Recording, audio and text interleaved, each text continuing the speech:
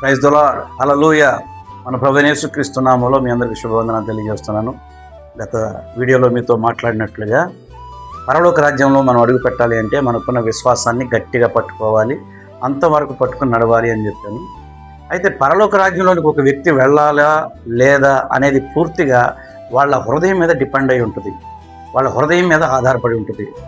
బైబిల్ని మనం జాగ్రత్తగా గమనిస్తే మన హృదయము వాక్యానికి స్పందిస్తేనేమో పరలోక రాజ్యంలో ఉంటాం, మన హృదయము కఠినమైపోతేనేమో పరలోకానికి దూరం అయిపోయి నిత్య నరకానికి వెళ్ళిపోతాం. హెబ్రీయులకు రాసిన పత్రిక 3వ అధ్యాయం 15వ వచనం మీరు చక్కగా గమనిస్తే పాపం అనేదంట మనకు భ్రమను కలుగజేస్తుందంట.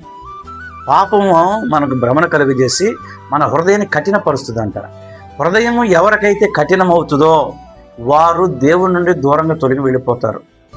వినుట వలన విశ్వాసం వస్తుంది. యేసుక్రీస్తు గురించి వింటూ ఉంటే విశ్వాసం వస్తుంది. మన హృదయం అంతా విశ్వాసంతో నింపబడ్డప్పుడు మనం ఆయనతో కూడా పరలోక రాజ్యంలో ఉండడం కుదురుతుంది. కానీ ఎప్పుడైతే పాపం జోలికి వెళతామో పాపం మనకు భ్రమను కలుగజేస్తుంది. ఉదాహరణ మీకు అర్థం అవడానికి చెప్తున్నాను.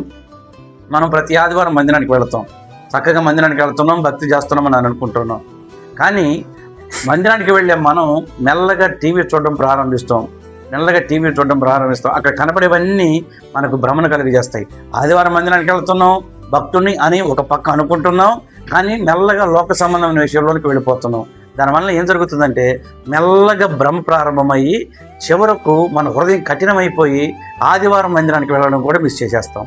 ఈ విధంగా మనం ప్రవర్తిస్తూ ఉంటే నిత్యత్వానికి వెళ్ళడానికి బదులుగా నిత్య నరకానికి వెళ్ళిపోవాల్సి వస్తుంది. కాబట్టి మీరు పరలోక రాజ్యానికి వెళ్ళాలి అంటే మీ హృదయాన్ని కఠినపరచుకోకుండా వాక్యానుసారంగా నడవడానికి వాక్యానికి సమయం ఇవ్వండి.